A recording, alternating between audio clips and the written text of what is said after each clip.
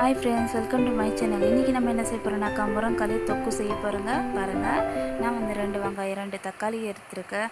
அப்புறம் 200 கிராம் முருங்கைக்காய் எடுத்துருக்கேன். கறிவேப்பிலை இருக்குங்க.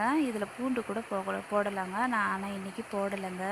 பாருங்கள், முதல்ல நான் கடாயை ஆன் பண்ணி வச்சுருந்தேன். எண்ணெயும் கடுகும் போட்டுட்டேங்க. அது பொரிஞ்ச உடனே வெங்காயம் சேர்த்துருக்கேங்க. இது நல்லா வதக்கிக்கலாங்க.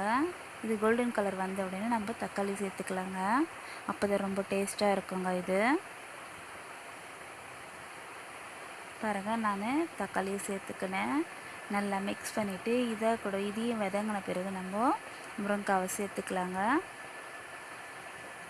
ரொம்பவே சூப்பராக இருக்குங்க. இது சாதத்தா கூட, இது சாம்பார் இல்லைன்னா கூட இந்த தொக்கே போதுங்க நமக்கு. ரொம்பவே டேஸ்ட்டாக இருக்குங்க. இது பாருங்கள், இதையும் நல்லா நம்ம எண்ணெயிலே வதக்கி விட்டுடலாங்க. கொஞ்சம் நேரம் இது வதங்கட்டுங்க.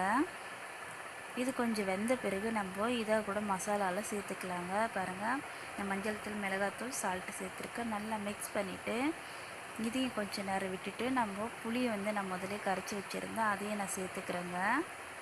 ஏன்னா இது முதல்ல கொஞ்சம் வெந்துடுச்சு இல்லைங்களா, அதுக்காக தான் நான் புளி தண்ணி சேர்த்துருக்கேன். ரொம்பவே டேஸ்ட்டாக சூப்பராக இருக்குங்க இந்த தொக்கு. பாருங்கள், மூடி வச்சுட்டேன். இது நல்லா கொதிக்குதுங்க. இது கொஞ்சம் வெந்துடுச்சுங்க. ரொம்ப சூப்பராக டேஸ்ட்டாக இருக்குங்க இது. பாருங்கள், கொத்தமல்லி போட்டுட்டேன். இது ரெடி ஆகிடுச்சு ஃப்ரெண்ட்ஸ். ஓகே ஃப்ரெண்ட்ஸ், இந்த வீடியோ உங்களுக்கு பிடிச்சிருந்தா லைக் பண்ணுங்கள், ஷேர் பண்ணுங்கள், கமெண்ட் பண்ணுங்கள், சப்ஸ்கிரைப் பண்ணுங்கள். தேங்க்யூ ஃபார் வாட்சிங் கைஸ்.